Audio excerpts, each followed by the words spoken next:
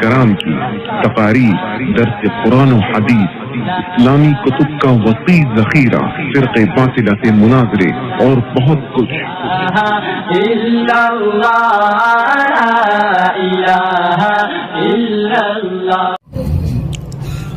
آپ صلی اللہ علیہ وسلم مکہ مکرمہ میں فاتحانہ داخل ہوئے۔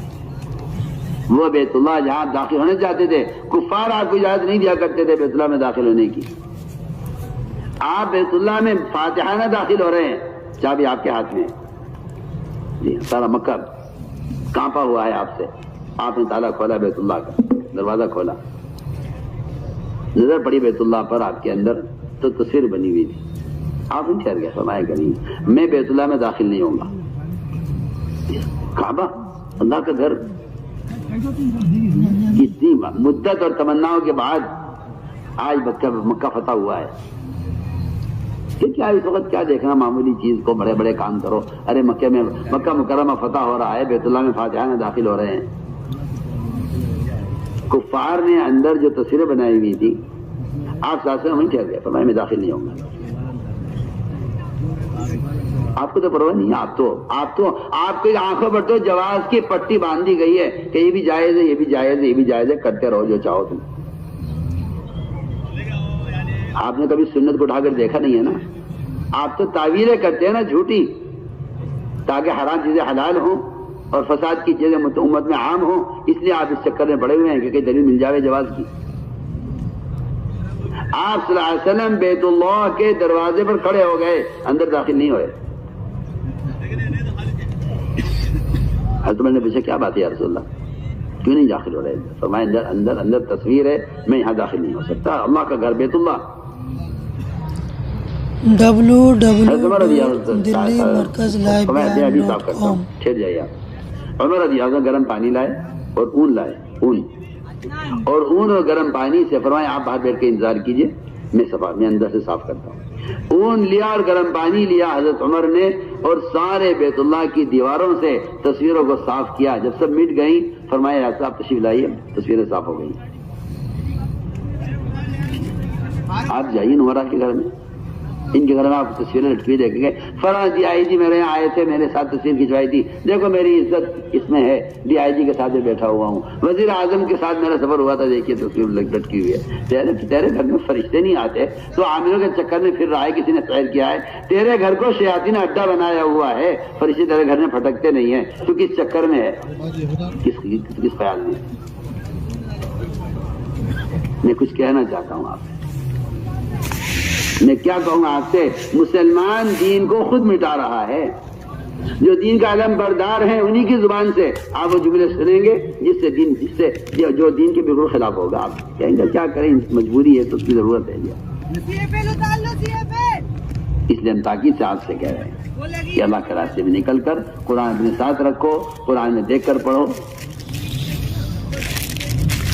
جس میں آتا ہے کہ جو اللہ کے راستے میں نکل کر 1000 آیت تلاوت کر لے، اللہ تعالیٰ اس کا نام انبیاء، صدیقین، شہداء، صالحین کی جماعت میں لکھ دیتے ہیں۔ یہ حدیث، یہ صرف جماعت میں قرآن پڑھنے کی ہے۔ اگر آپ بیت اللہ میں بیٹھ کر پوری زندگی بھی تلاوت کر لیں تو یہ فضیلت حاصل نہیں ہوگی۔ یہ فضیلت صرف اس کے لیے ہے جو اللہ کے راستے میں نکل کر تلاوت کرے۔ کیوں؟ یہ فضائل اس لیے ہے جماعت میں نکل کر حرم سے زیادہ، حرمین کے بعد زیادہ ثواب اس لیے ملے گا کیونکہ خروج کے ساتھ جو اعمال ہوتے ہیں اس سے عمل زندہ ہوتا ہے، اعمال متعدی ہوتے ہیں۔ اس لیے بات بالکل واضح ہے قرآن حدیث کے اندر کہ اللہ کے راستے میں نکل کر جو عمل کیا جائے گا اس عمل کی فضیلت حرمین سے زیادہ ہوگی۔ صاف روایتوں کے اندر فضل اللہ مجاہدین القائدین اجر عظیمہ، اللہ کے راستے میں نکل کر عمل کرنے والوں کا درجہ بیعت سے عمل کرنے والوں سے اونچا ہے۔ بے شمار حدیثیں اور بے شمار روایتیں آپ کو مل جائیں گی اس متعلق کہ اللہ کے راستے میں نکل کر عمل کی فضیلت حرمین کی عبادت سے افضل ہے۔ جو صحابہ مدینے میں مرتے تھے وہ تمنا کرتے تھے کاش مدینے میں نہ مرتے۔ صحابی کی وفات مدینے میں ہوئی، آپ نے فرمایا کاش یہ اللہ کے راستے میں مرتا۔ روایت ہے ایک بچی اپنے باپ کے جنازے پر رو رہی تھی، لوگوں نے تسلی دی بچی کو، کہا دیکھو بیٹی رو مت، دنیا سے سب کو جانا ہے، کہ نہیں وہ تو سب کو جانا ہے، میرا موت پر یقین ہے، میں اس پر نہیں رو رہی کہ میرے باپ کا انتقال ہو گیا، میں اس پر رو رہی ہوں کہ میرا باپ مدینے میں کیوں مرا۔ آپ دیکھیں تو صحیح صحابہ کے بچوں کا کیا جذبہ تھا۔ لوگ سمجھے باپ کے فراق میں رو رہی ہے، بچی نے کہا میں باپ کی فراق میں نہیں رو رہی ہوں، مرنا سب کو ایک دن ہے، موت پر یقین ہے۔ مجھے رونا اس پر آ رہا ہے کہ سب تو مرے ہیں اللہ کے راستے میں، میرا باپ مدینے میں مر رہا ہے، مجھے اس پر مجھے اس کا غم ہے۔ سوچیے آپ، ایسا جذبہ تھا نکلنے میں۔ تو میں نے عرض کیا کہ خروج میں کے فضائل حرمین کی عبادت سے اللہ کی قسم بدر جہاں افضل ہیں، اور یہ آپ ذہن سے نکال دیجئے اس بات کو کہ وہ قتال کے لیے تھی، یہ بات اس کا قتال سے کوئی تعلق نہیں ہے، میں صاف بات کہتا ہوں، بالکل اس کے قتال سے کوئی تعلق نہیں ہے۔ قتال ایک عارض ہے، قتال عارض ہے، دعوت مستقل ہے، اس لیے خروج کے جو فضائل ہیں وہ مستقل کے فضائل ہیں۔ قتال ایک عارض ہے، اکثر ہوا پیش آیا، اکثر پیش نہیں آیا، اکثر پیش نہیں آیا۔ سب سے بڑی جماعت جس غزوے میں نکلی ہے تبوک میں، اس میں بھی قتال نہیں ہوا۔ نکلنے کی جو غرض تھی دین کو قائم کرنے کے لیے، اللہ کے کلمے کو بلند کرنے کے لیے، اللہ کے بندوں کو منکرات جماعت سے نکال کر عمل کے راہ میں لانے کے لیے، یہ نکلنے کی غرض تھی۔ ٹینشن پڑتا تمہیں، اس لیے میں نے عرض کیا کہ اللہ کے راستے میں نکل کر صبح شام کی تسبیحات کا اہتمام کرنا ہے۔ ایک کبھی تیسرے کلمے کی سبحان اللہ الحمدللہ لا الہ الا اللہ اللہ اکبر ولا حول ولا قوت الا باللہ العظیم، ایک کبھی درود شریف کے استغفار کی، درود شریف آپ صلی اللہ علیہ وسلم کے احسانات کو یقین کرتے ہوئے اور استغفار اپنے گناہوں پر ندامت کے ساتھ اللہ سے توبہ کرتے ہوئے استغفار کا اہتمام کیا جائے۔ 12,000 استغفار کرتے تھے ابو ہریرہ رضی اللہ تعالیٰ عنہ، فرماتے تھے یہ 12,000 استغفار میرے گناہوں کے بقدر ہے، جتنے میرے گناہ اتنے میرا استغفار روزانہ، 12,000 استغفار، کہتے میرے گناہوں کا قبضہ ہے یہ جو میں استغفار کر رہا ہوں۔ اس لیے فرمایا استغفار کی کثرت سے مال کی برکت بھی ہے، استغفار کی کثرت میں غصے کا علاج بھی ہے، استغفار کی کثرت میں قرضے کی ادائیگی بھی ہے، استغفار کی کثرت میں غصے کا علاج بھی ہے، یہ سب روایتیں ملتی ہیں۔ اس لیے اس کا احترام کیا جائے۔ اگلی بات یہ ہے کہ جو آدمی واقعی ذکر سے، استغفار سے، دعاؤں سے، عبادت سے، نماز سے، تلاوت سے اللہ کے قریب ہو جاتا ہے، پھر اللہ اس کے بندوں کے درمیان کا معاملہ درست کر دیتے ہیں۔ وہ تو پہلے بندے کا اللہ کا معاملہ بگڑتا ہے، پھر لوگوں کے حقوق پامال ہوتے ہیں۔ جسے دنیا کی محبت ہوگی وہ دنیا میں وہ چوری بھی کرے گا، غبن بھی کرے گا، سود بھی لے گا، وہ یتیم کی زمین بھی قبضہ آئے گا، دنیا کی محبت ہے نا۔ جس کے سامنے آخرت ہوگی اس کے لیے دنیا کی حیثیت نہیں ہے، اور جس دنیا کی حیثیت نہیں ہے وہ کیوں غبن کرے گا، کیوں جھوٹ بولے گا، کیوں سودی کاروبار کرے گا، اسے دنیا سے رغبت ہی نہیں ہے۔ آخرت کا بھی آخرت سامنے ہے۔ جس آدمی کو 1000 روپے مل رہے ہوں وہ 100 روپے کیوں لے گا؟ چھوٹی سی بات ہے۔ جس کو کسی چیز کے 1000 روپے مل رہے ہوں وہ چیز کو 100 روپے کیوں بیچے گا؟ جس کے سامنے آخرت کا ثواب ہے وہ دنیا میں خیانت کیوں کرے گا؟ کیا ضرورت ہے اس کو خیانت کرنے کی؟ سامنے آخرت ہے۔ اس لیے ہم نے عرض کیا کہ جو آدمی اپنے اللہ کے درمیان کا معاملہ کو درست کر لے گا عبادات کے راستے سے، اللہ اس کے بندوں کے درمیان کے معاملات کو درست کر دیں گے۔ بس جماعت میں نکل کر خدمت کرنے کا جو مقصد ہے وہ اکرام کی مشق کرنا ہے۔ خدمت کرنا اسی کی اکرام کی مشق کرنا ہے۔ اکرام کی مشق کیسے ہوگی؟ خدمت سے۔ جماعت میں نکل کر اجنبیوں کے اکرام، ہم ان کو جانتے نہیں ہیں کون ہیں، ان کے لیے پانی بھر کر رکھ دیا، ان کے لیے کھانا پکا دیا، ان کے لیے آگ جلا رہے ہیں، ان کے لیے صفائی کر رہے ہیں، جی ہاں، ان کے لیے برتن دھو رہے ہیں، ہمیں تو معلوم نہیں کون ہے۔ ایک جماعت میں کئی صوبوں کے لوگ ہوتے ہیں، ایک جماعت میں کئی ملکوں کے لوگ ہوتے ہیں۔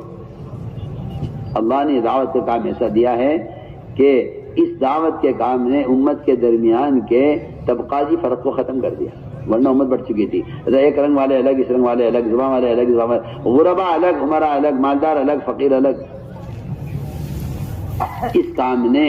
اس کام کا سب سے بڑا اعجاز ہے یہ، اور اس کام کا یہ سب سے بڑی کرامت ہے، اور یہ اس کام کی سب سے بڑی خیر ہے کہ امت کے درمیان کے طبقاتی فرق کو اس کام نے ختم کیا ہے۔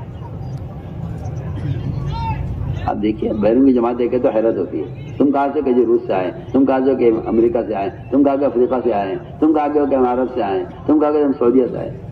ایک جماعت 15 آدمیوں کی, 15 ملک کے لوگ, زبانیں الگ, رنگ الگ, مزاج الگ. یہ ہے, اسے کہتے ہیں امت کا جمع ہونا, اسے کہتے ہیں امت کا جمع ہونا. مگر میں کیا عرض کروں آپ سے, یہ تفریق اندر پیدا ہوئی کہ آپ کی جماعت کے آدمی ہیں, آپ کس طرف کے ہیں, آپ کس طرف کے ہیں. میں آپ سے قسم کھا کر عرض کر رہا ہوں اور تاکید سے کہہ رہا ہوں, آپ اللہ کے راستے میں نکل رہے ہیں, آپ کسی علاقے میں جا کر کہیں یہ نہیں کہیں گے آپ کون ہیں اور آپ کون ہیں, یا مسجد کس کی ہے, مسجد کس کی ہے, آپ کس طرف ہے, آپ کس طرف ہے. ہمارے یہاں اللہ کی قسم کوئی طرف نہیں ہے, کوئی طرف نہیں ہے, ہمارا کوئی طرف نہیں ہے. یہ آپ کا غلط خیال ہے. ہمارا کوئی طرف نہیں ہے, کوئی تفریق نہیں ہے. ہر امتی سے, امتی کے رشتے سے ملاقات کرو. ہم نہیں جانتے کس خیال کا ہے, کس ذہن کا ہے, کس جماعت کا ہے, کس طرف کا ہے. ہمارا کوئی طرف نہیں ہے. کسی مسلمان کو حقیر سمجھنا ارتداد کا سبب ہے. کسی مسلمان کو حقیر سمجھنا اپنے مرتد ہونے کا خطرہ ہے. میں بہت اہم بات کیا. اہل یمن کے ارتداد کا سبب یہ ہوا تھا کہ انہوں نے اسامہ کو حقیر سمجھا تھا. آپ صلی اللہ علیہ وسلم نے ان کا انتظار کیا عرفات سے چلنے کے موقع پر. ارتداد ان کا انتظار کیا آپ نے. اہل یمن نے کہا اس کا انتظار کیا ہے, یہ ایک عام آدمی چھوٹا سا, یہ اسامہ. دیکھیے تو صحیح, ان کا حقیر سمجھنے کی وجہ سے اہل یمن مرتد ہوئے ہیں. اہل یمن کا مرتد ہونا حضرت اسامہ کو حقیر سمجھنا تھا. بڑی روایت. تو میں عرض کرنا چاہتا ہوں کہ کسی کو اجنبی نظر سے دیکھنا یا کسی کے بارے میں دل میں خیال لانا کہ یہ آدمی ہماری جماعت کا آدمی نہیں ہے, اس کی کوئی گنجائش تبلیغ میں نہیں ہے. آپ جہاں بھی جائیں سب سے ملیں, سب سے ملاقات کریں, سب کا اکرام کریں, اختلافی بات میں نہ پڑیں. لوگ آپ سے اختلاف کریں, آپ خاموش ہو جائیں کہ جی کہ بھئی ہم ایک کام لے کر آئے ہیں, امت ارتداد پر ہے, ہم تو امت کو نماز پر, ذکر پر, تلاوت پر لانے کی محنت میں لگے ہوئے ہیں, ہمیں اس اختلاف سے کیا مطلب ہے. اس طرح معمولی بات کر کے اپنے کام میں مشغول رہو. آپ صلی اللہ علیہ وسلم کو اس کا حکم ہے کہ آپ سے کوئی آپ کے مقصد کے علاوہ کوئی آپ سے سوال کرے, آپ اس سوال کے جواب میں مت پڑیے. جی ہاں, آپ اپنے کام میں لگیے. ہمیں بھی چاہیے سب کا اکرام کریں, سب کا احترام کریں, اپنا کام کریں. آپ جو کہا یہ کیوں کر رہے ہو کہ جی ہمیں یہ ہدایات ہیں, ہم اس کے پابند ہیں, بس سلام. بس اس لیے جہاں بھی جاؤ وہاں والوں سے, جہاں بھی جاؤ وہاں کے لوگوں کا اکرام کرو, خود اپنے ساتھیوں کا اکرام کرو. اکرام سے اخلاق کی مشق ہوتی ہے. آپ ہمارے ایک صحابی سے, یا اقسم وغزم غیر قومی کی احسن خلقت, اے اقسم اللہ کے راستے میں نکلو اپنی قوم کے علاوہ کے ساتھ, تمہارے اخلاق اچھے ہو جائیں گے تو اپنی قوم میں باعزت ہو جاؤ گے. عزت بھی اسی میں ہے, اخلاق کی بلندی بھی اسی میں ہے کہ اجنبی لوگوں کی خدمت کرو. ہم کو جانتے نہیں ہیں. سوچو تو صحیح, جو آدمی جماعت میں نکل کر ان لوگوں کی خدمت کرا جو نہیں جانتا نہیں ہے, اس کو واپس آ کر باپ کی خدمت, ماں کی خدمت, بھائیوں کے حقوق, بہنوں کے حقوق, بیوی کے حقوق, پڑوسی کے حقوق, کتنے حقوق کا پورا کرنا آسان ہو جائے گا جب جماعت میں نکل کے 4 مہینے ایک ایسے آدمی خدمت کر لیں گے جس کو ہم جانتے بھی نہیں ہیں. کتنی آسان بات ہے. اس طرح ہمیں جماعت میں نکل کر خدمت امراء کو خود لگانا ہے. آپ صلی اللہ علیہ وسلم جنگل سے لکڑی چننا خود لا رہے ہیں. یہ نہیں کام, یہ کام میرے کرنے کا نہیں ہے. آپ پتھر خود اٹھا رہے ہیں خندق کے موقع پر. آپ صلی اللہ علیہ وسلم کی تعمیر کے موقع پر آپ پتھر خود اٹھا رہے ہیں. آپ صلی اللہ علیہ وسلم کا معمول ہے یہ. اس لیے ہمیں چاہیے جماعت سے نکل کر اپنے آپ کو خدمت کے لیے خود پیش کریں. اس طرح ہمیں اکرام کے ذریعے اور خدمت کے ذریعے اکرام کی مشق کرنی ہے. اور یہ سارے کام صرف اللہ کی رضا کے لیے ہوں, اس کے علاوہ کوئی غرض نہ ہو. کیونکہ جو کام اللہ کے غیر کے لیے کیا جاتا ہے وہ عمل شرک بن جاتا ہے. وہ عمل شرک بن جاتا ہے جو اللہ کے غیر کے لیے کیا جائے. اس بات کو بہت دھیان میں رکھیں. اور جو عمل شرک بن جائے گا قیامت میں اتنا ہی نہیں کہ اس پر ثواب نہیں ملے گا, بلکہ جس عمل کو اللہ کے غیر کے لیے کیا جائے گا وہ عمل قیامت کے دن عذاب کا سبب بنے گا. اللہ فرمائیں گے اس شہید اس شہید کو ڈالو پہلے جہنم میں، اس عالم کو ڈالو پہلے جہنم میں، اس سخی کو ڈالو پہلے جہنم میں. انہوں نے سخاوت، شہادت اور جو تعلیم دی ہے لوگوں کو دین کی، وہ میرے لیے نہیں، عالم کہلانے کے لیے علم حاصل کیا ہے اور شہید کہلانے کے لیے جان دی ہے اور سخی کہلانے کے لیے سخاوت کی ہے، انہیں ڈالو پہلے جہنم میں. اللہ سے رو رو کر تہجد میں اللہ تعالیٰ سے رو رو کر ہمیں اخلاص کو مانگنا ہے. اے اللہ میری نیت کو تو درست کر دے اور میرے عمل کو شرک سے تو پاک رکھیے. اس طرح اللہ تعالیٰ سے اخلاص کو مانگتے رہنا ہے. ورنہ دوستو عزیزو کارنامے کون ہی انجام دیتا. میں ایک قصہ سناتا ہوں آپ کو جو اخلاص کے بارے میں تو بیان نقل کیا ہے صحابہ میں. ایک آدمی تھا قزمان، آپ سے آخر میں دیکھ کر فرمایا کہ یہ آدمی جہنمی ہے. قزمان اس کا نام تھا، میں جہنمی ہے.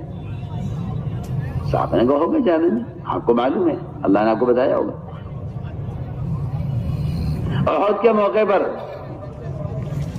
کچھ صحابہ اپنی جگہ سے ہٹ گئے اور انہوں نے اپنے امیر کی نافرمانی کی، جس سے سارے صحابہ میں تفریقہ اور سارے صحابہ میں انتشار پھیل گیا اور تمام صحابہ تتر بتر ہو گئے اور دشمن نے پلٹ کر حملہ کر دیا. یہ اس لیے ہوا تھا کہ ایک علاقے والوں نے اپنے امیر کی نافرمانی کی. جبل رمات پر جو صحابہ تھے وہ نیچے اتر گئے، ادھر سے پلٹ کر مشرکین نے حملہ کیا. فتح کے بعد شکست آ گئی. اس موقع پر جب دیکھا قزمان نے کہ انصار کو شکست ہو گئی ہے اور انصار پر دشمن نے حملہ کر دیا ہے، تو یہ قزمان آیا اچانک میدان میں اور اس نے انصار کی مدد کی اور کفار کا مقابلہ کیا. اتنا سخت مقابلہ کیا اس نے کہ 7-8 جو ہے دشمن قتل کر دیے اور انصار کی حفاظت کی. انصار حیران تھے کہ یہ تو جہنمی تھا، یہ ہمارے پاس آ گیا اور اسلام کی مدد کر رہا ہے. ادھر دشمن کو حیرت تھی کہ یہ تو ہمارے ساتھ ادھر کب چلا گیا. روایت میں ہے کہ اس کی کوشش پر فتح ہو گئی، انصار غالب آ گئے اور سب حیران تھے کہ اس کو تو اللہ کے نبی نے جہنمی کہا تھا. صحابہ فرماتے ہمارے دل میں شک پیدا ہو گیا اور فتنہ پیدا ہو گیا کہ اللہ کے نبی نے اس کو جہنمی کہا ہے، حالانکہ یہ آدمی جنتی ہے، دیکھو اس نے کتنا کام کیا ہے. کہتا ہمارے دل میں شک پیدا ہو گیا کہ اللہ کے نبی نے نعوذ باللہ غلط کہا تھا کہ یہ آدمی جہنمی ہے. کہتے ہیں کہ صحابہ نے فرمایا کہ ہمیں خیال آیا کہ چلو ہم اس کے گھر چلتے ہیں اور اس کو اس کے اس کارنامے پر خوشخبری دیں گے. اس کو صحابہ اس کے گھر گئے، قزمان سے ملاقات کی، کہا قزمان تم نے کمال کر دیے اور تم بڑا کارنامہ انجام دیا، تمہاری وجہ سے ہماری مدد ہوئی ہے، تمہیں خوشخبری ہو تمہارے کارنامے پر. قزمان نے کہا مجھے کہ خوشخبری سنا رہے ہو، میں نے اللہ کے لیے نہیں کیا ہے، تم میری قوم کے لوگ ہو اور قوم کا آدمی قوم کی مدد کیا کرتا ہے. میں نے تو قوم کے لیے کیا ہے کیونکہ تم میری قوم کے لوگ ہو. میں آپ سے کہنا چاہتا ہوں بہت سے لوگ ایسے ہیں جو حق کو حق جانتے ہیں مگر قوم کا ساتھ دینے کی وجہ سے مخالفت کرتے ہیں. بہت سے لوگ وہ ہیں جو سمجھتے ہیں بات ٹھیک ہے لیکن قوم کا ساتھ دینے کے لیے وہ حق کا ساتھ چھوڑ دیتے ہیں. تو میں نے عرض کیا یہ ڈرنے کی بات ہے. قزمان نے کہا کہ مجھے خوشخبری کیوں سنا رہے ہو، میں نے اللہ کے لیے نہیں کیا ہے، تو میری قوم کے لوگ ہو اور قوم کا آدمی قوم کی مدد کیا کرتا ہے. روایت میں ہے کہ پھر قزمان کے زخم بڑھ گئے اور اس کی تکلیف برداشت نہ ہوئی. اس نے ایک نیزہ کھڑا کیا زمین پر اور اپنا سینہ رکھا نیزے کے اوپر اور زور لگایا یہاں تک کہ نیزہ پار ہو گیا اس کے سینے سے، اس میں وہ مر گیا. صحابہ دوڑے ہوئے آیا کہ یا رسول اللہ آپ نے سچ کہا تھا کہ وہ آدمی جہنمی ہے، آپ نے سچ کہا تھا وہ آدمی جہنمی ہے. ہم سے غلطی ہو گئی تھی، حالانکہ اس نے تائید کی ہے لیکن تائید جو کی ہے اللہ کے لیے نہیں کی ہے، اپنی قوم کے لیے کی ہے. اور یہ آپ یہ حدیث اخلاص کے باب میں اس کو نقل کیا ہے حیات الصحابہ میں. اس لیے میں کہہ رہا ہوں کہ بے شک کام کرنا ہے مگر نیتوں کو ٹٹولتے رہنا ہے کہ کس کے لیے کر رہا ہے، کس کو خوش کرنے کے لیے کر رہا ہے، کہ اللہ کے لیے کر رہے ہیں قوم کے لیے کر رہے ہیں. جو اللہ کے لیے کرتے ہیں وہ کسی کے ملامت کی پرواہ نہیں کیا کرتے. اس لیے میرے دوستو عزیزو اس طرح ہمیں اللہ سے اخلاص کو مانگتے رہنا ہے. اگلی بات یہ ہے کہ لایانی سے اپنے آپ کو بچانا ہے. میں پھر دوبارہ آپ سے عرض کر دیتا ہوں کہ جماعت میں ساتھی منع کرنے کے باوجود باز نہیں آتے, موبائل لے کر جاتے ہیں. یہ وہ سب سے بڑی لایانی ہے جو آپ کے ہر عمل کو برباد کر رہی ہے, معاشرے کو برباد کر رہی ہے. اور آپ اس بات کو ماننے کو تیار نہیں کہ اس کو چھوڑ کے نکل جائیں. جب یہ نہیں تھا, جب کیا کرتے تھے؟ اللہ جزائے خیر دے. ہمارے یہاں ایک جماعت آئی کویت سے. اب ماشاءاللہ بڑے لوگ, مالدار لوگ سب.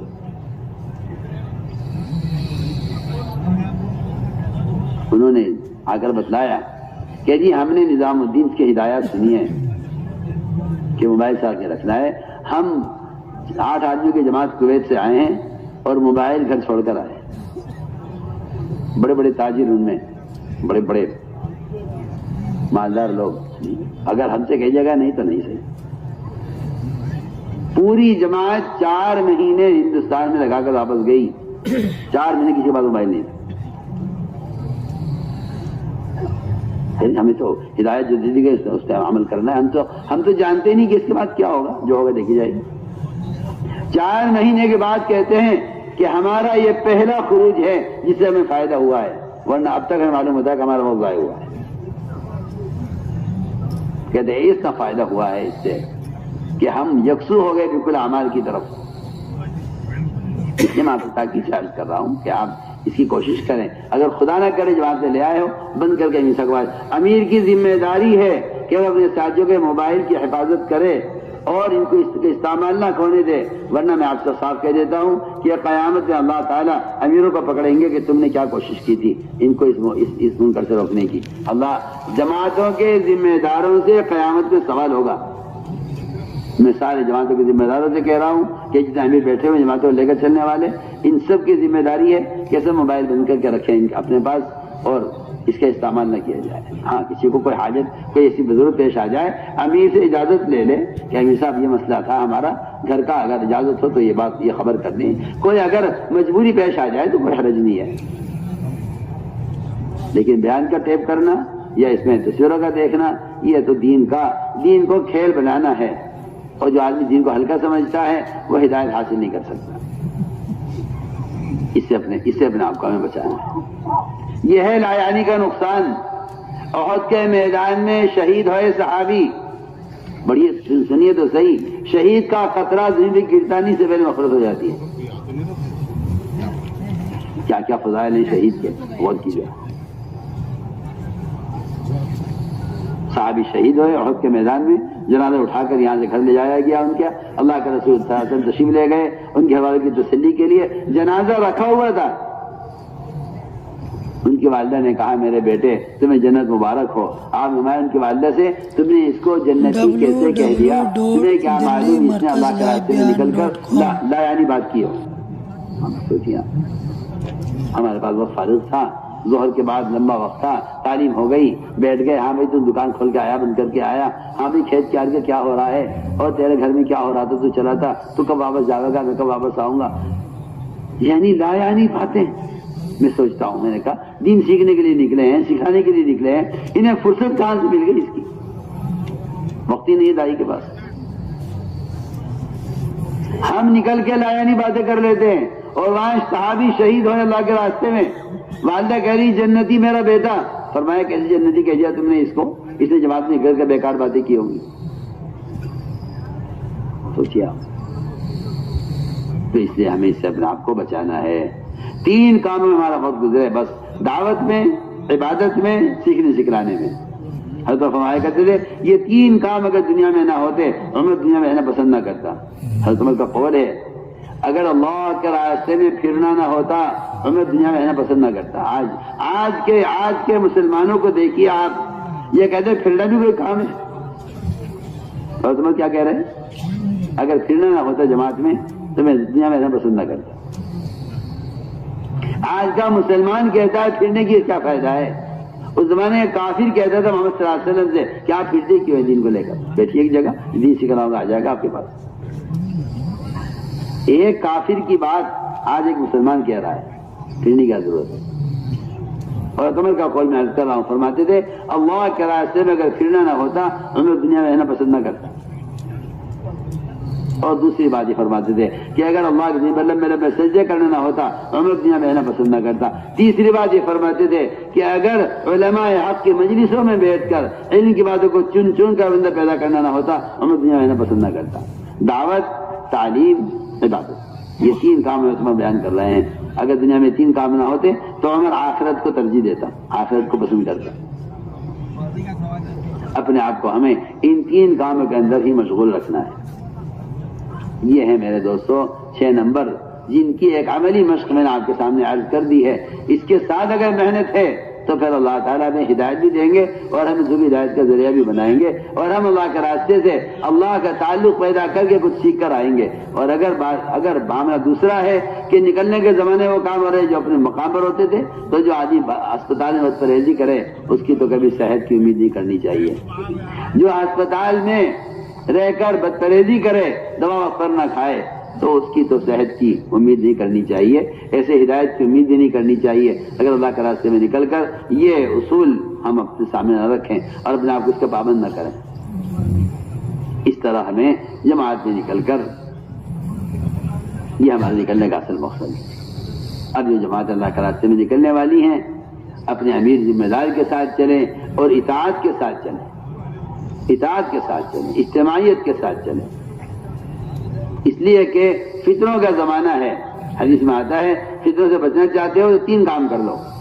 جماعت کے ساتھ چمٹ کر رہو اور عموم میں رہو اور مسجدوں کا لازم پکڑ لو. بلکہ روایت میں آتا ہے کہ جو بکری ریوڑ کے اندر ہوتی ہے اگر کمزور بھی ہے تو محفوظ ہے، اور جو بکری ریوڑ سے الگ ہو جائے اگر وہ مضبوط بھی ہے تب بھی وہ خطرے میں ہے کہ اس کا بھیڑیا اس کا دشمن ہے اور انسان کا دشمن شیطان ہے. اس لیے ہم نے عرض کیا کہ الگ نہ چلیں، الگ نہ رہیں، جماعت کے ساتھ چمٹ جائیں، اجتماعیت کے ساتھ رہیں. یہی فتنوں کے ختم کرنے کا ایک حدیث میں، ایک ہی روایت میں 3 اسباب بتائیں فتنوں سے بچنے کے لیے. عموم میں رہو، جماعت کے ساتھ چمٹ کر رہو، مسجد کو لازم پکڑ لو. اس طرح ہمیں اپنی امیر کی ہدایت کے ساتھ اللہ کے راستے میں نکلنا ہے. امیر اگر کفر کا حکم کرے تو اطاعت نہیں ہے، اگر امیر نماز چھوڑنے کا حکم کرے تو اطاعت نہیں ہے. باقی اس کے علاوہ سارے کاموں میں اطاعت کرنا ہے. آج کل لوگ معمولی باتوں کی وجہ سے امیر کی مخالفت پر اور معمولی باتوں کی وجہ سے ذمہ داروں کی مخالفت کر بیٹھتے ہیں. ایسا نہ کیا جائے، بلکہ ہمیں اطاعت کے ساتھ، اجتماعیت کے ساتھ اپنے اپنے امیر اور ذمہ داروں کے ماتحت ہو کر اس کام کو کرنا ہے. اس طرح ہمیں اللہ کے راستے میں نکل رہے ہیں. نکلنے میں سب سے بنیادی بات یہ ہے جہاں تک ہو سکے پیدل چلو. اصل پیدل چلنا اس راستے میں اللہ کے غصے کو ٹھنڈا کرنا ہے. حدیث میں آتا ہے پیدل چلنے پر جو غبار اڑتا ہے اس غبار کو اللہ تعالیٰ جنت میں جنت کے حسن کو بڑھانے کے لیے استعمال کریں گے. بلکہ فدائے ملت اور مجاہد امت حضرت مولانا اسعد مدنی رحمۃ اللہ تعالی علیہ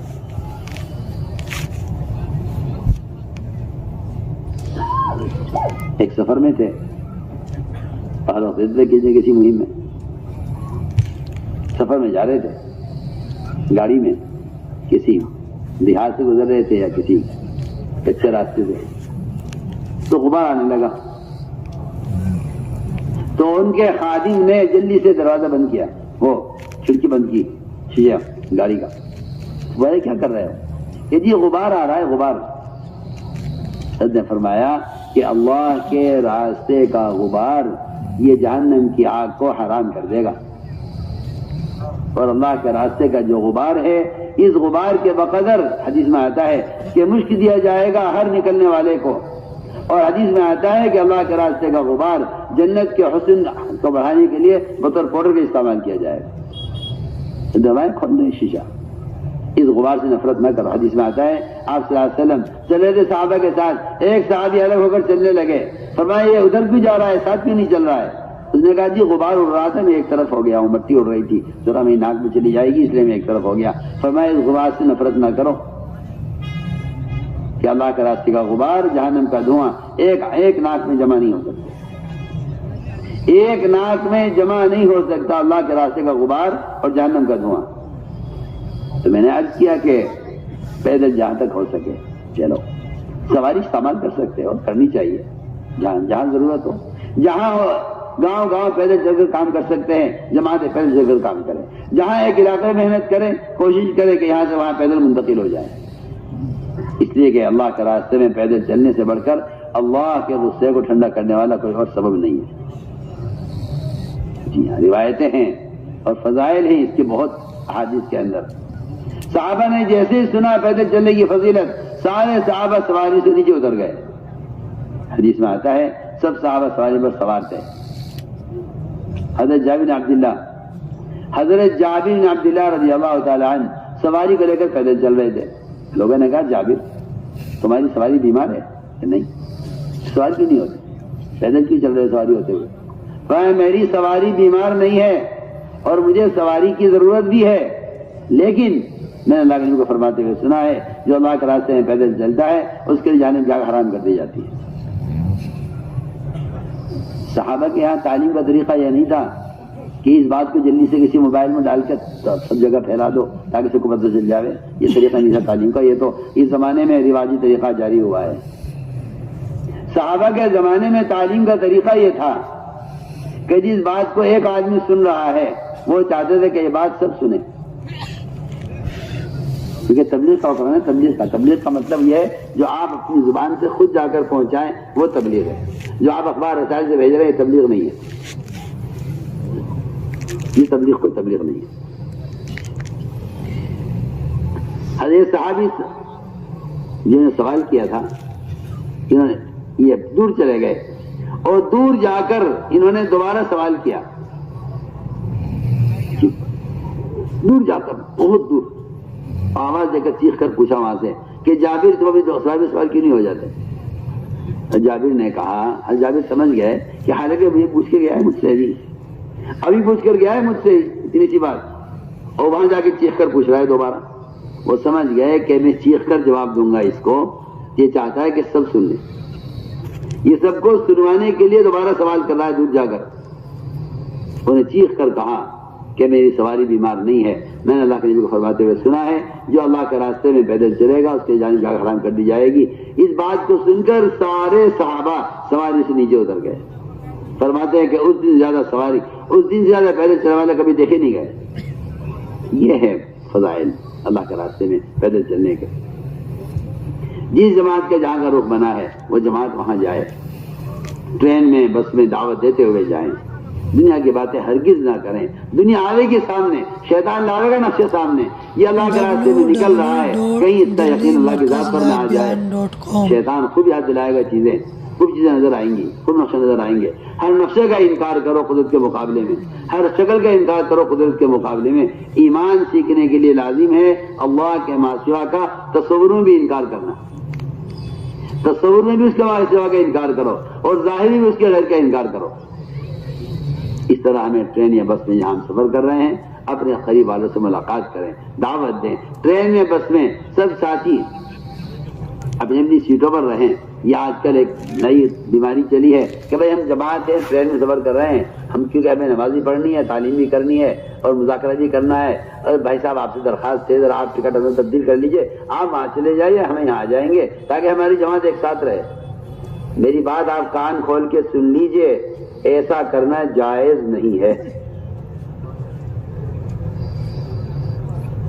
اس کی سیٹ اس کا حق ہے، اس کی سیٹ اس کا حق ہے۔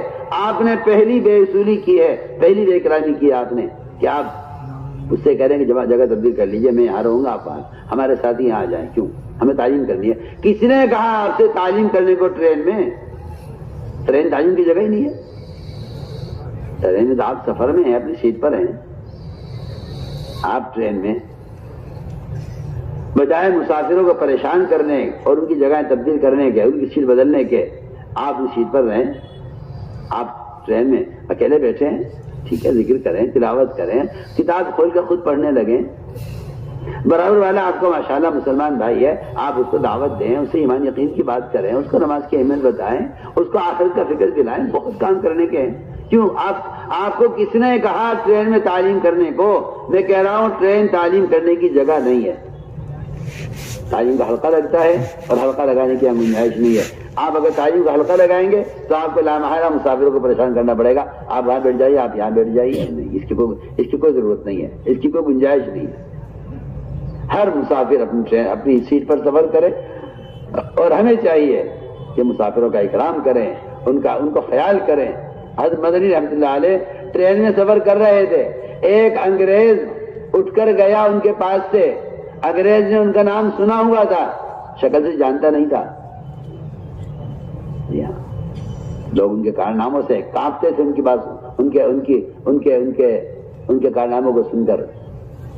انگریز اٹھ کر گیا, جا کے دیکھا بیت الخلا بھرا ہوا ہے گندگی سے, گھسنے کی جگہ نہیں ہے, پیر رکھنے کی بھی جگہ نہیں ہے. واپس آ گیا. پھر سمجھ گئے کہ یہ جھانک کر واپس آیا ہے, بیت الخلا صاف نہیں ہے. حضرت مدنی اٹھ کر گئے اور بیت الخلا اندر سے بند کیا اور پورا بیت الخلا گندگی سے صاف کیا, اور صاف کر کے واپس آئے. اور انگریز سے کہا اب آپ جا سکتے ہیں. آپ سمجھتے ہیں کہ یہ تلواروں سے اور جو ہے تیروں سے جہاد ہوتا ہے کہ نہیں؟ جہاد اخلاق سے ہوتا ہے. جہاد اخلاق سے ہوتا ہے, تیروں سے تلواروں سے نہیں ہوتا. جہاد اخلاق سے ہوتا ہے. وہ گیا, جا کے دیکھا تو بیت الخلا بالکل صاف دھلا ہوا. آ کر پیر پکڑ لیا. حضرت کون ہے آپ؟ لوگوں نے بتایا حضرت مدنی ہے. کہ آپ کا نام سنا ہے, آپ کا نام سنا ہے, مگر آپ کی ذات کو آج سمجھا ہے کہ مسلمان کیسا ہونا چاہیے. ہماری جماعتیں مسجدوں میں جائیں گی, اے بھائی امام صاحب ذرا بیت الخلا صاف کرائیے, جماعت آئیے. چلیے ذرا پانی بھروائیے, جماعت آئیے. یہ ہوٹل نہیں آپ کا, یہ اللہ کا گھر ہے. پانی ہم کریں گے, بیت الخلا میں صاف کروں گا. اگر ہمارے بڑے بیت الخلا ٹرین کے صاف کر سکتے ہیں, جس کا ٹکٹ دے رہے ہیں, جس میں ملازم ہے صفائی کے لیے موجود ہے, تو کیا ہم اللہ کا گھر صاف نہیں کر سکتے؟ ایسی حالت ہو گئی ہماری. کہ عمر رضی اللہ تعالیٰ عنہ قباء کی مسجد میں جھاڑو دینے کے لیے مدینے سے جاتے تھے جب خلیفہ تھے. ہماری جماعت مسجدوں میں جا کر ایسی پڑ جاتی ہے کہ کسی ہوٹل میں آ کر ٹھہر گئی ہوں. نہیں, ہمارا کام ہے, پانی میں بھروں گا, مسجد کے صف میں لگاؤں گا, باہر سے مصلی لا کر میں بچھا دوں گا, مسجد کی بجلی کا بل میں دے دوں گا. کتنے کام ہے کرنے کے. یہ کمیٹی کا گھر نہیں ہے, اللہ کا گھر ہے. آپ اللہ کے بندے ہیں, آپ یہاں عبادت کے لیے آئے. آپ ہوٹلوں میں کھانے کے لیے جاتے ہیں, آپ پیسے دے کر آتے ہیں. یہاں آپ اللہ کے گھر کا پانی استعمال کرتے ہیں. آپ کو خیال نہیں آیا کہ اس کو تعاون کرے مسجد کا؟ سوچیے. آپ کہتے ہیں کمیٹی کرے گی. کیوں کرے گی کمیٹی کا گھر ہے, اللہ کا گھر ہے. اس لیے میں تاکید سے کہہ رہا ہوں کہ ہمارے ساتھ اس کا خیال کریں. تو ٹرین میں بس میں لوگوں سے ملاقاتیں کریں, ان کو دعوت دیں, ان کا اکرام کریں. آتا ہے کھانا منگواتے ہیں, بسکٹ منگواتے ہیں, چائے منگواتے ہیں, ہاں جی 10 آدمی 10 چائے لے آؤ. یہ بخیلوں کی جماعت ہے. ورنہ جتنے لوگ ٹرین میں بیٹھے ہوئے ہیں ان سب کا اکرام کرنا, سب کا اخلاق سے پیش آنا, سب کے لیے سب کو کھانے کو پوچھنا, بٹھانا ان کو, یہ ہے اخلاق. اس آپ صلی اللہ علیہ وسلم نے کیا معاملہ تھا غیروں کے ساتھ. میں قسم کھا کر کہتا ہوں, اگر یہ جماعت ہے یہ معاملہ غیروں کے ساتھ کر لیں, اس ملک سے زیادہ سلامتی کا ملک کوئی نہ ہو. یہ تو تعصب نے فسادات پیدا کیے ہیں, یہ تو تعصب نے خریدی کی ہے, یہ تو تعصب نے ملک کے اندر خوف پھیلایا ہے. ورنہ میں اللہ کی قسم کھا کر کہتا ہوں, ہماری پھرنے والی جماعتیں اگر اپنے اس ملک کے بھائیوں کا اکرام کریں تو انہیں پتہ چلے گا کہ اخلاق کیا ہیں. مگر کیا کریں, اور ہماری جماعتوں کو ہوش ہی نہیں ہے اس کی. ایسے مست ہیں اپنی ضروریات میں کہ انہیں اس کا خیال نہیں آتا کہ پہلے میں اس کو پانی پیش کر دوں, پہلے میں اس کو چائے پیش کر دوں. اس تعصب کا کوئی علاج نہیں اللہ کی قسم سوائے احسان و اکرام کے.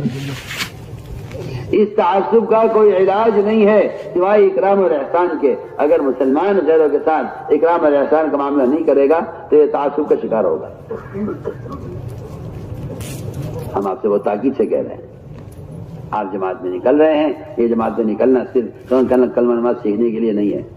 یہ جماعت میں نکلنا اپنے مسلمان وہ اخلاق پیش کرے, اخلاق محمد صلی اللہ علیہ وسلم, کہ جن کے نتیجے میں حق ظاہر ہوتا ہے اور جس کے نتیجے میں اسلام کا تعارف ہوتا ہے. آپ کتابوں سے اسلام پھیلانا چاہتے ہیں, میں تو بار بار کہتا ہوں, آپ کو برا لگتا ہے کیونکہ آپ میرا مقصد سمجھتے نہیں ہیں. آپ سمجھتے ہیں کتابوں کا انکار کر رہا ہے. میں کہتا ہوں کتاب عمل نہیں ہے, عمل آپ کا بدن ہے. اگر آپ اکرام سے پیش آئیں گے تو اکرام ہوگا, اور آپ کتاب اکرام پر لکھ کر دے دیں کوئی اکرام نہیں ہے. آپ خود ہی فیصلہ کیجیے.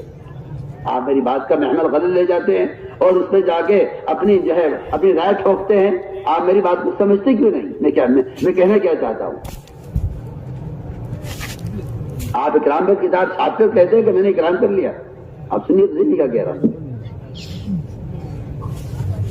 جو جماعتیں ہماری پھر ہیں ملک و بیرون ملک, میں اللہ کی قسم کھا کر کہہ سکتا ہوں اگر یہ اپنے مال کا اکثر حصہ دوسرے پر خرچ کر دیں تو یہ اسلام کا تعارف کرا سکتے ہیں. آج بھی وہ امن دنیا میں قائم ہو سکتا ہے جو امن خیر و قرون میں تھا, کہ ہر شخص کو اس کا حق دیا جاتا تھا, چاہے وہ غیر مسلم کیوں نہ ہو, اس کو اس کا حق دیا جاتا تھا. اس اکرام کی وجہ سے غیر مسلم بھی سمجھتا تھا کہ مسلمان میرے ساتھ ظلم نہیں کرے گا کیونکہ یہ احسان کرنے والا شخص ہے. لیکن اب کیا روئیں اور کیا عرض کریں, ہماری جماعتوں کو اس کا احساس نہیں ہے. اگر ہماری جماعتیں احسان کے ساتھ پھریں, اکرام کے ساتھ پھریں, اس ملک میں سلامتی کا پیغام ہماری جماعتیں دے سکتی ہیں. لیکن کوئی ہوش نہیں ہے. پوچھتے ہیں جی چلہ لگانا ہے کتنا خرچہ آ جائے گا؟ ہاں لگا دو, 1000 روپے میں ہو جائے گا تمہارا چلہ یہاں پورا. اچھی بات ہے, میں تو حیران ہوں یہ کیا ذہنیت ہے جماعتوں کی. جی میں جا رہا ہوں جماعت میں 10,000 روپے لے کے جاؤں گا. اجی کیا کرو گے 10,000 روپے لے جا کے؟ یہ تو 2,000 کا بھی خرچہ نہیں ہے اس رخ کا. تم کھانے کا حساب لگا لو, ٹکٹ کا حساب لگا لو, 2,000 کا خرچہ ہے. ارے میں جماعت میں کھانے جا رہا, کیا میں جماعت میں سواری کے لیے جا رہا؟ میں تو جماعت میں اس لیے جا رہا ہوں تاکہ جہاں جاؤں وہاں والوں کا اکرام کروں. کھل کر خرچ کیا کرو جماعت میں نکل کر, مقامی لوگوں کا اکرام کیا کرو, بتاؤ لوگوں کو اسلام کیا ہے. آپ بغیر دعوت کے مال خرچ کرنا خلاف سنت ہے. جو لوگ رفائی کام کرتے ہیں سنیں میری بات کان کھول کر. بغیر دین کی دعوت کے لوگوں پر, خیر کے کاموں پر, بیواؤں پر, یتیموں پر, مسکینوں پر, پریشان حال لوگوں پر مال خرچ کرنا بغیر دعوت کی خلاف سنت ہے. باہر جانا راستہ نہیں. آپ نے کئی مال خرچ نہیں کیا دعوت کے بغیر. دین کی دعوت ہی مال, دین کی دعوت ہی کرام کیا, دین کی دعوت ہی کرام کیا. اگر دین کی دعوت کے بغیر مال خرچ کرو گے لوگوں میں مال کا حرص پیدا ہوگا, اور اگر تم دعوت کے ساتھ اکرام کرو گے لوگوں میں دین کی حرص پیدا ہوگی, مال کی نفرت پیدا ہو جائے گی. یہ صحابہ کرام کا, کہ میں آپ کو صحابہ کی صفت بیان کر رہا ہوں کہ آپ نے دین کی دعوت کے ساتھ ان کو دعوت دی, ان کا اکرام کیا, انہوں نے دین کی دعوت کو قبول کر لیا, مال رد کر دیا کہ مال نہیں چاہیے. اور اگر آپ اس زمانے میں مال خرچ کریں اور دین کی دعوت نہ دیں تو امت کے اندر مال کی حرص پیدا ہوگی, دین کا شوق پیدا نہیں ہوگا. کیونکہ بغیر دعوت کے اکرام کرنا خلاف سنت ہے. ہماری یہ بات یاد رکھنا. بغیر دین کی دعوت کے کھانا کی دعوت کرنا خلاف سنت ہے. میں تو کھل کر کہہ رہا ہوں, آپ کسی کی دعوت کریں, دعوت نہ دیں, دین کی خلاف سنت ہے. آپ نے قبیلے کو جمع کیا جن میں سے ہر آدمی ایک بکرا کھایا کرتا تھا. اس طرح 40 آدمیوں کے لیے 40 بکروں کا انتظام ہونا چاہیے تھا, لیکن آپ نے صرف ایک بکرے کا اگلا پیر, چھوٹا سا جو اگلا پیر ہوتا ہے بکرے کا جس میں گوشت کم ہوتا ہے, وہ پکایا آپ نے. 14 چھٹانک آٹے کی روٹی بنی. کھانے والے 40 آدمی تھے جن میں ہر آدمی ایک بکرا کھاتا تھا. اس کی غذا تھی یہ اس کی ایک آدمی کی ایک آدمی خوراک اتنی تھی. 40 آدمیوں کو آپ نے دعوت دی اور یہ کھانا کا اکرام کیا. 40 آدمی ایک بکری کا پیر کھا کر سب دھاپ گئے, سب کے پیٹ بھر گئے, کھانا بچ گیا. مگر یہ واقعات نہ ہمیں یاد ہے, نہ آپ کو یاد ہے, نہ کوئی اس کا ذکر کرتا ہے, نہ کوئی خیال ہے. آپ تو بے فکر ہیں کہ میں تو بہت سارے کام میں خرچ کرتا ہوں مال. ارے آپ دعوت دیتے نہیں دیتے. میں تو صاف کہہ چکا ہوں کہ بغیر دین کی دعوت کے مال خرچ کرنا خلاف سنت ہے. نئی بات یاد رکھنا آپ. اس طرح ہمیں جماعت میں نکل کر اکرام کرنا ہے لوگوں کا. اپنے مال کو خرچ کرو لوگوں کے کرام پر. اپنی ضرورت کا خرچ کر لیا تو آپ نے تاجر بھی کیا فرق ہے. کوئی آدمی تجارت کے لیے سفر کرے گا, وہ بھی ٹکٹ بھی لے گا ٹرین کا, ہوٹل میں ٹھہرے گا, کھانا بھی کھاوے گا, تو کیا کمال ہے. آپ نے جماعت میں نکل کے خرچ کر لیا, تاجر میں خرچ کر لیا, کیا فرق ہے دونوں میں. جماعت میں نکل کر جو انفاق کے فضائل ہیں وہ دوسروں پر خرچ کرنے کے فضائل ہیں. اس لیے صحابہ کرام کا آپ دیکھ لیجئے, پہلے خود فاقہ کر کے دشمنوں کو کھلایا ہے. سوکھا یعنی نرم ٹکڑا اگر روٹی کا کوئی آتا کسی کے ہاتھ میں تو وہ اپنے دشمن کو دیتا کہ بھائی انہیں کھلاؤ پہلے. جی ہاں, ایسا دشمن کیوں نہ ہاتھ کو قبول کرے جس کا اکرام کیا جا رہا ہو. اس طرح ہمیں ٹرین میں, بس میں اکرام کرتے ہوئے اور اپنے اعمال کرتے ہوئے, نمازوں کا وقت اور پابندی سے اہتمام کرتے ہوئے ٹرین میں سفر کرنا ہے. ٹرین میں سنتیں نہیں پڑھنی ہیں سوائے فجر کی 2 سنتوں کے. کہ آپ نے لمبی دیر باندھ دی ہے, لوگ پریشان ہیں گزرنے کے لیے, نماز ہو رہی ہے کہ نہیں, ایسا نہیں. بلکہ اپنی سیٹوں کے درمیان نماز پڑھیں, چاہے دو آدمی ہی وہ جماعت کر کے نماز پڑھیں, لیکن لمبی صفیں نہ اسٹیشن میں بنائی جائیں کہ لوگوں کا راستہ رکے, نہ ٹرین کے اندر. کیونکہ جو اللہ کے راستے میں نکل کر دوسروں کے لیے جگہ کو تنگ کرے گا یا راستے کو بند کرے گا, اللہ کے یہاں اس کی دین کی محنت قبول نہیں ہوگی. یہ حدیث ہے. جو اللہ کے راستے میں نکل کر راستے کو بند کر دے یا جگہ کو تنگ کر دے, اللہ کے یہاں اس کا جہاد قبول نہیں کیا جائے گا. حدیث ہے. اس سے اپنے آپ کو بچائیے. اس طرح ہمیں انشاءاللہ جہاں کا رخ بنا ہے ہم وہاں پہنچیں گے اور مسجد سے ہماری ابتدا ہوگی. مسجد کے مطابق داخل ہوں, سامان قینے سے ایک طرف چھپا کر ڈھک کر رکھیں, ایسی جگہ نہ رکھیں جس سے صفوں میں خلل ہو, ایسی جگہ سامان رکھیں کہ جس سے نمازیوں کی صف میں کوئی خلل نہ پیدا ہو, صف نہ ٹوٹے. اس طرح ایک طرف رکھیں کہ نمازیوں کو نماز پڑھنے میں دشواری نہ ہو. بدبودار چیز مسجد میں نہ رکھیں. کوئی آپ کے پاس اسٹوو ہے, تیل ہے یا پیاز ہے یا سامان ہے, سب مسجد کے باہر کے حصے میں رکھیں. اگر مکروہ وقت نہیں ہے, عصر کے بعد کا وقت نہیں ہے یا فجر کے فوراً بعد کا وقت نہیں ہے, تو آپ 2 رکعت تحیۃ المسجد ضرور ادا کریں. اس کے بعد ساتھیوں کو متوجہ کر کے مشورے میں بیٹھیں. مقامی ساتھی مشورے میں ہونا بہت ضروری ہے. اس لیے کہ مقامی ساتھیوں کے بغیر مشورہ اگر کریں گے تو ہمیں نہیں معلوم کہ ہمیں اس محلے میں, اس علاقے میں, اس مسجد کے طرح میں کیسے محنت کرنی ہے. لوگ فارغ کب ملتے ہیں, یہاں مقامی لوگوں کے ساتھ لے کر اس علاقے کے حالات معلوم ہوں گے. اس طرح آپ صلی اللہ علیہ وسلم کا معمول تھا, جہاں جاتے تھے وہاں کے مقامی رہبر کو ساتھ لیتے تھے. اس طرح ہمیں بھی چاہیے کہ مقامی لوگوں کو ساتھ لے کر مشورہ کریں. مسجد کا امام ہے, مؤذن ہے, مسجد کے مقتدی ہیں, انہیں سب کو اپنے ساتھ شریک کریں. نماز کے بعد اعلان کریں کہ بھائی جماعت آئی ہے ہماری اور آپ سب لوگ ہمارے کام میں شریک ہیں. جب تک ہماری جماعت یہاں رہے گی اس وقت تک آپ ہمارے ساتھ ہیں. جب ہماری جماعت جائے گی تو پھر آپ کو یہاں یہ کام بھی کرنا ہوگا اور آپ کو ہمارے ساتھ نکلنا بھی ہوگا. اس طرح سارے مسلموں کے سامنے امیر صاحب جس کو مناسب سمجھے وہ اپنی جماعت کی آمد کی خبر کرے, تعارف کرائے. مقامی لوگوں کو ساتھ لے کر مشورہ کریں. 24 گھنٹے کا اپنا نظام طے کر لیں. مقامی لوگوں سے معلوم کریں کہ زیادہ لوگ فارغ کس وقت ملتے ہیں گھروں پر. اس لیے ہمیں مقامی لوگوں کو ساتھ لے کر ان سے گشت کا وقت معلوم کرنا ہوگا. لوگ نہیں ہوتے اپنے گھروں پر اور باہر نکل جاتے ہیں اور آپ گشت کر کے آ گئے دیا بھیج دینا, جب آ جائیں گے آپ کا گشت ہو گیا. ایسے وقت میں جب لوگ فارغ ہوتے اپنے گھروں پر.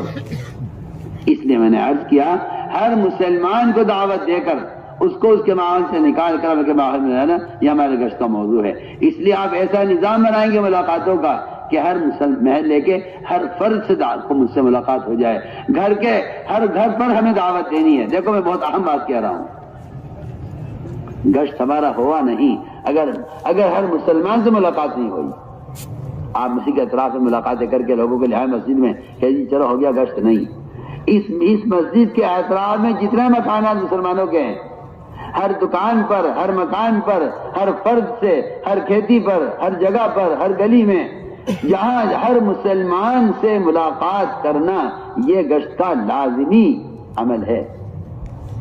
گشت کا لازمی عمل ہے. ہر گھر کی ملاقات, ہر گھر کی ملاقات. آپ تھوڑا سا چکر لگا کر آ جائیں اس کے اطراف میں گشت ہو گیا امیر صاحب, نہیں. اگر میں اپنے دل میں ہر مسلمان کو جہنم سے بچانے کے لیے گشت نہیں کر رہا ہوں تو پھر میرا گشت مٹر گشتی بن کر رہ جائے گا. میرے دل کی چاہت یہ ہے کہ ہر مسلمان جہنم سے بچے, ہر مسلمان نماز پر آئے.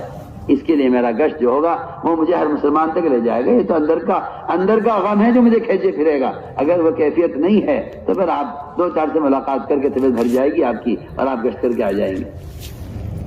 یہ میں عرض کر چکا ہوں کہ گشت کا اصل مقصد یہ ہے ہر مسلمان کو دعوت دینا, ہر ایک کو دعوت دے کر اس کو مسیح کے معاملے لانے کے لیے آمادہ کرنا. یہ میں شروع میں اچھی طرح سمجھا چکا ہوں, کیونکہ تربیت اور تعلیم کی جگہ اصل مسجد ہے.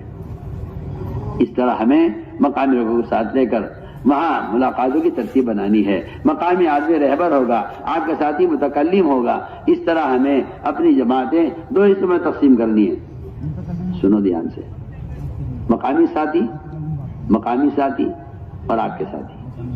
اس طرح گشت کی جماعتیں بناؤ کہ مقامی ساتھی اور آپ کے ساتھی, تاکہ مقامی لوگوں کو گشت بھی کرنا آئے, ملاقاتیں بھی کرنی آئے, مسجد میں لانا بھی آئے. اور اسی طرح دوسری جماعت مسجد میں ہے, آنے والوں کا استقبال کرے گی, آنے والوں کو دعوت دے گی, آنے والوں کے حلقوں میں جوڑے گی, آنے والوں کی تشکیل کرے گی, آنے والوں کو نماز سکھلائے گی, وہ ناپاک آئے کو انہیں کپڑا پیش کرے گی, انہیں غسل کرائے گی. یہ سارے کام آنے والوں کے لیے. اس طرح ہمارا عملہ یہ مسجدیں, ہر جگہ ہمارا عملہ اس طرح مستعد رہنا چاہیے. مسجدوں میں آپ جانتے ہیں کوئی جہاز آپ کو اترتا ہے نا, ایئرپورٹ کا عملہ تیار رہتا ہے فوراً. وہ جلدی سے جہاز کے سامان اتار رہے ہیں, وہ جلدی سے جہاز کے مسافر کو اتار رہے ہیں, وہ جلدی سے پاسپورٹ دیکھ رہے ہیں, وہ جلدی سے ان کا سامان پہنچا رہے ہیں, وہ جلدی سے اس کی صفائی کر رہے ہیں. پورا عملہ چاروں طرف سے ایک دم آ جاتا ہے کسی جہاز کے پہنچتے ہی, مسافر کے پہنچتے ہی. ہم عرض کرنا چاہتے ہیں جیسے ہی کوئی مسجد میں آئے, مسیح کی جماعت حرکت میں آ جائے فوراً. آئیے, کوئی استقبال کر رہا ہے, کوئی اسے غسل کرا رہا ہے, کوئی اسے کپڑے پیش کر رہا ہے, کوئی اسے وضو سکھلا رہا ہے, کوئی اسے تعلیم حلقے میں جوڑ رہا ہے. اس طرح ہمیں آنے والوں کا استقبال میں. تو میں نے عرض کیا تھا کہ 2 جماعتیں بن جائیں گی. ایک ساتھی آپ کا مقامی, ایک ساتھی آپ کا ایک مقامی مسجد میں, کم سے کم ایک ساتھی آپ کا اور ان کا. اس طرح جماعتیں بنا کر گشتوں کے لیے جماعتیں بنائیں جس سے مخلوط ساتھی ہو, مقامی ساتھی بھی اور آپ کی جماعت کے ساتھی بھی. صرف جماعت گشت نہ کرے, صرف جماعت گشت نہ کرے, بلکہ اپنے گشت میں مقامی ساتھی کو بھی شریک کر دو. آپ جماعت چلی آپ کی گشت میں, آپ کو ایک ساتھی مل گیا کہ بھائی کیا بات کیا کر رہے ہیں, کبھی گشت کر رہے, آ جاؤ تمہیں ہمارے ساتھ. اگر آپ کو اس بات کا خطرہ نہیں ہوتا کہ جماعت لمبی ہو جائے گی تو آپ 1-2 ساتھیوں کو اپنے ساتھ گشت میں لے لیں. یہ چلے آپ کے ساتھ تھوڑی دور, جماعت لمبی ہو رہی تھی. کیونکہ جب میں نے یہ اصول بیان کیا تو ایک ساتھی نے اس پر اعتراض کیا اور یہ کہا جی اگر ہم اس طرح کریں گے جماعت بڑی ہو جائے گی. کیوں جائے گی بڑی؟ تو میں نے لے کے چلے, 2-4 سے ملاقاتیں کروائیں اور ان سے بات کروائی. جو ساتھی تیار ہو گئے ان سے 2 سے کہا بھائی دیکھیے آپ ذرا ان کو لے کر مسجد میں چلیے, ہم وہ ملاقاتیں کر کے آ رہے ہیں. ہماری بات تو ٹھیک ہے, تو بڑا آسان بات ہے. آپ گشت کر رہے ہیں بغیر مقامی ساتھیوں کے. میری یہ بات سمجھ میں نہیں آتی کہ جب آپ مقامی لوگوں کو ساتھ لے کر گشت نہیں کریں گے تو انہیں کیا معلوم کہ آپ گشت کیوں کر رہے ہیں. آپ وہ تو یہ سمجھ رہے کہ ہم سے دین کی بات کرنے کے لیے گشت کر رہے تھے, گزر گئے یہاں سے, ہماری دکان سے گزر گئے. آپ نے گزرتے گزرتے تاجر سے کہا بھائی ہم گشت کر رہے, آ جاؤ تمہیں ہمارے ساتھ, ذرا وہاں تک, یہ جو ہے نا 10 دکانیں آگے تک, وہاں تک چلو ہمارے ساتھ. میں آپ سے خدا کی قسم کھا کر کہتا ہوں, اگر آپ نے اس دکاندار کے 4 قدم اس دکان سے لے کر اگلی دکان تک اٹھوا لیے, آپ نے اس کے قدم اللہ کی طرف اٹھوا لیے ہیں. میں خدا کی قسم کھا کر کہتا ہوں آپ نے اس کے دل میں ہدایت کا بیج ڈال دیا ہے. مگر مجھے اس بات پر افسوس ہے کہ آپ دکاندار کو دکان سے ہٹاتے نہیں. محافظہ کے بیانات میں موجود ہے کہ اگر تاجر سے بات کرو تو اس کو دکان سے باہر نکال لینا, ذرا سے یہاں کو آ جائیے. ایک قدم وہ دکان سے ہٹ جائے تاکہ وہ دنیا کی غلاظت سے اور دنیا کی غفلت سے اور دنیا کی ظلمت سے ہٹ کر دین کی بات سنے. مگر کیا کروں میں کچھ کہتا ہوں آپ کچھ کہتے ہیں, میں کچھ کر رہا آپ کچھ کر رہے ہیں. ہاں میں کہہ رہا ہوں بہت دوسری بات سب سے کہہ رہا ہوں, جب آپ گشت کے لیے نکلیں تو آپ کو جو لوگ ملے راستے میں آ جاؤ ہمارے ساتھ. میں آپ کا طریقہ بتا رہا ہوں آپ کو, معمولی بات نہیں ہے. اور میں صحابہ کا طریقہ بتا رہا ہوں آپ کو. میں شروع میں کہہ چکا ہوں حضرت معاذ گشت کرتے تھے, لوگوں کو ساتھ لے کر مسجد آتے تھے. حضرت ہریرہ گشت کرتے تھے, لوگوں کو مسجد ساتھ لے کر آتے تھے. سب کے گشتوں میں آپ دیکھ لیجئے, سیرت پڑھی آپ, سیرت آپ ادھر ادھر کی باتوں میں نہ جائیں، آپ سیرت پڑھیے. خود بنا، تعال بنا، اجلس بنا، کیا مطلب ان جو ہے ان الفاظ کا مطلب کیا ہے؟ کہ مسجد آ جاؤ، مسجد آ جاؤ. تو میں نے کہا کہ اگر آپ کو اس بات کا اندیشہ ہے کہ اگر ہم گشت میں ساتھیوں کو ساتھ لیتے رہیں گے تو بہت بڑا قافلہ ہو جائے گا گشت کا، حالانکہ 7-8 آدمی یا 5-6 آدمی گشت کریں. تو میں نے کہا کہ بہت آسان بات ہے. جو آپ کے ساتھ چل چکے ہیں کچھ، آپ مانوس ہو گئے ہیں، آپ ان سے کہیے کہ دیکھیے ماشاءاللہ یہ ساری تیار ہو گیا مسجد جانے کے لیے، آپ انہیں مسجد میں لے کر چلیے، کام شروع ہو جائے گا. آپ تو خام خواہ کی الجھن میں پڑے ہوئے ہیں کہ بھئی میری مسجد میں اگر 2 آدمی ہیں تو میں کیسے مسجد کی آبادی ہوگی، اور بھی 4 آدمی ہیں تو کیسے آبادی ہوگی. ابھی تو ہمارے مسجد میں افرادی اتنے نہیں ہیں کہ مسجد کی آبادی کی محنت کریں. میں کہہ رہا ہوں کہ 2 آدمی گشت کر رہے ہیں، 2 آدمی وہ بازار سے اپنے ساتھ لوگوں کو لیتے رہیں، آپ 8 آدمی ہو جائیں گے. آپ کہتے ہیں بھائی دیکھو مشورہ کر لو، ہم 8 ہو گئے ہیں، ایسا کرو تم 4 مسجد میں چلے جاؤ، ہم لوگوں کو بھیج رہے ہیں، تم ان کو کلمہ سکھانا، نماز سکھلانا، ان کو غسل کرانا، ان کو کپڑا پہنانا، ان کو تم وضو کرانا، تم ان کو عمل کرانا، ہم اوروں کو بھیج رہے ہیں. ہو گئے 8 آدمی ہو گئے، 10 ہو گئے، 15 ہو گئے. میں کہتا ہوں پہلی ملاقات میں 15 آدمی آپ اکٹھے کر سکتے ہیں. آپ خبر نہیں کون سی تنظیم کا نقشہ آپ کے ذہن میں ہے، اور میں کتنی آسان بات کہہ رہا ہوں. آپ کہہ رہے آدمی کم ہیں، میں کہہ رہا ہوں آدمی ہی آدمی بھرے ہوئے ہیں بازار میں. تم لوگوں سے ملاقاتیں کر کے کہو ہم اس کام کے لیے نکلے ہوئے ہیں، آپ 10 منٹ ہمیں دے دو، آپ 20 منٹ ہمیں دے دو. آپ خوشامد کرو بازاروں میں لوگوں کی، آپ 20 منٹ ہمیں دے دو نا. آپ بجائے یہ کہنے کے مسجد کو وقت دیا کرو، آپ کے ہمیں آپ کو وقت چاہیے، ہم آپ کے پاس آئیں. ابھی تک مجھے حیرت ہے کہ مقامی کام کے لیے وصولیابی نہیں ہو رہی ہے. 4 بجے کی جماعت بنتی ہے، وصولیابی کرتے ہیں، بستر لے کر آتے ہیں، خرچہ لے کر آتے ہیں، اس کے گھر جا کر اس کی جیب پہ ہاتھ رکھ کے آپ کہتے ہیں نہیں آپ ابھی آپ وصولیابی ہو جائے، ابھی پیسہ جمع کرا دیجیے. وہ کہہ دیجیے لو جی میں تیار ہوں، یہ لے میرے 5000 روپے، میں جماعت میں جاؤں گا کل. جو کوشش اس کو نکالنے کی ہو رہی ہے، وہ کوشش ایک مقامی آدمی کو مسجد میں وقت دینے کے لیے کیوں نہیں ہو رہی ہے؟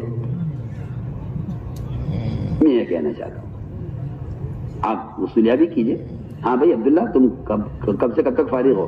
کہ جی میں فجر کے بعد تو کچھ نہیں کرتا، اور 9 بجے دکان کھلتی ہے. جی ہاں سردی کا زمانہ ہے، 6:30 بجے نماز ہو جاتی ہے، میرے پاس تو 9 بجے تک وقت ہے، چلو آ جاؤ. عبدالرحمان تم کب؟ کہ جی میں تو 10 بجے دکان کھولتا ہوں، چلو تم بھی آ جاؤ. بھائی عبداللہ تمہارا کیا معمول ہے؟ کہ جی میں تو دفتر جاتا ہوں، 10 بجے تک تو فارغ رہتا ہوں، میں دے دیتا ہوں صبح سے لے کے 10 بجے تک، آ جاؤ. تمہیں بعد شام کے وقت ملیں گے، جی ہم تو عصر کو فارغ ہو جاتے ہیں، ہمارا دفتر 4 بجے بند ہو جاتا ہے، 4 بجے سے لے کر آتے وقت ہے میرے پاس. نہیں ایسا نہیں ہے عبداللہ، کچھ حوالوں کے بھی تقاضے ہیں، وہ بھی ہیں یہ بھی ہیں. ایسا کرو تم 3 گھنٹے تم دے دو. اگر تم ان کے نام لکھ کر اور گشت میں جماعت بنا دو اور کہہ دو جماعت مسجد جماعت کے ساتھ دے دے کہ جی یہ ہیں وہ حضرات جو مسجد کو وقت دیں گے. میں کہتا ہوں آپ ایک گشت سے مسجد کی آبادی کی ترتیب کی ابتدا کر سکتے ہیں، ایک گشت. مگر کیا کریں، ہم کچھ کہتے ہیں آپ کچھ کہتے ہیں، بات محفوظ نہیں رکھتے، بات آگے نہیں چلتی. کر کے دیکھ لو، میں قسم کھا کر کہہ سکتا ہوں تمہاری مسجدیں مسجد نبی کے معمول پر آ جائیں گی اگر تم گشتوں میں لوگوں کو تیار کر کے مسجد کی آبادی کی محنت شروع کر دو.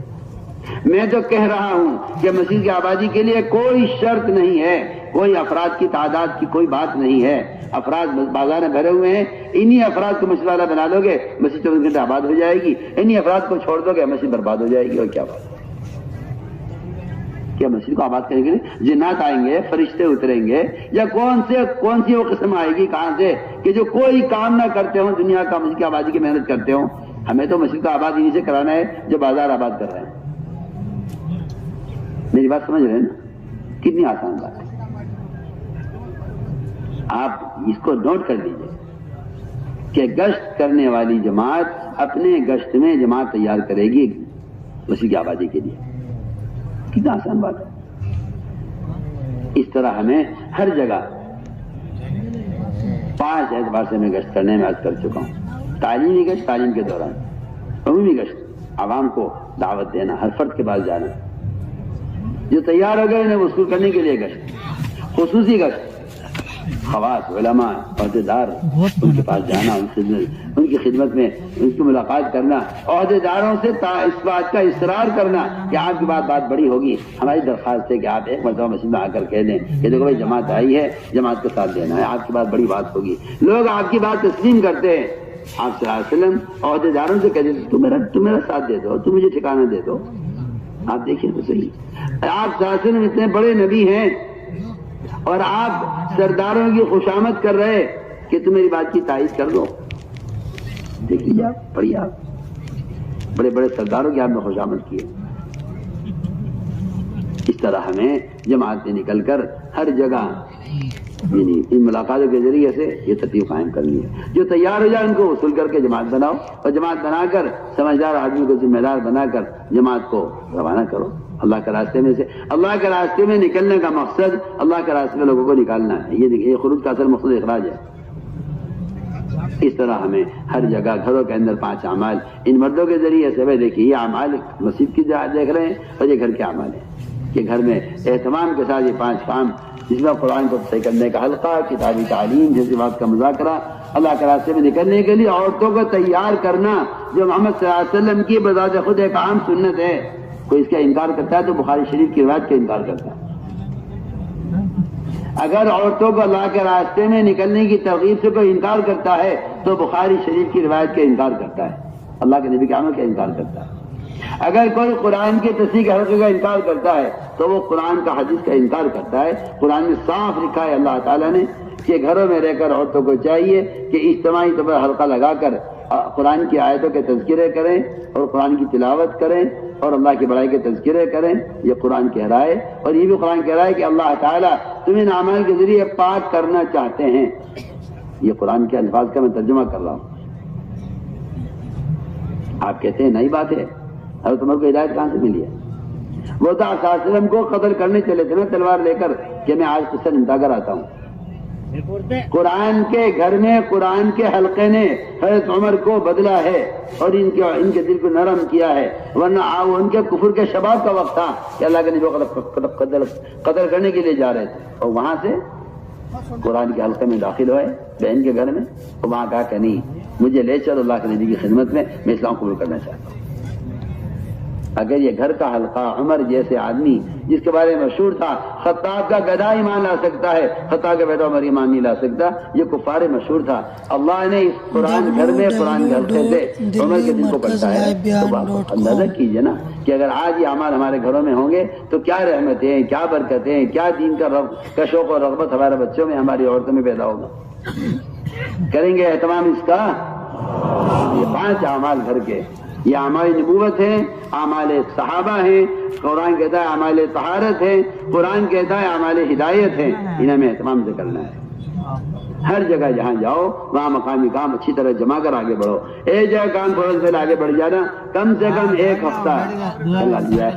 بندور صاحب کو بہت اچھی بات بتائی، 1 ہفتہ کم سے کم ایک مسجد میں کام کرنا چاہیے جہاں آبادیاں زیادہ ہیں. 8-20-9-20 2 دن ہو گئے 3 دن ہو گئے، آگے بڑھ جاؤ. وہ جماعتیں آگے بڑھ جاتی ہیں جو جماعتیں مقامی لوگوں پر بوجھ بن جاتی ہیں. آپ اپنا کھانا بنائیے اور مقامی لوگوں کا اکرام کیجیے اور مسجد کی صفائی خود کیجیے، مسجد کا پانی خود بھریے، مسجد کا بل دیجیے. دیکھیے اللہ آپ کا اکرام کریں گے اپنے گھر میں. آپ اللہ گھر کی بے اکرامی کریں گے، اللہ تعالیٰ نکال دے گا اپنے گھر سے آپ کو. اس لیے ہمیں چاہیے کہ ہر جگہ جم کر کام کریں. ایک جگہ کام فوراً پہلے آگے بڑھ جانا ہمارے لیے فرماتے شیطان کی حرکت ہے.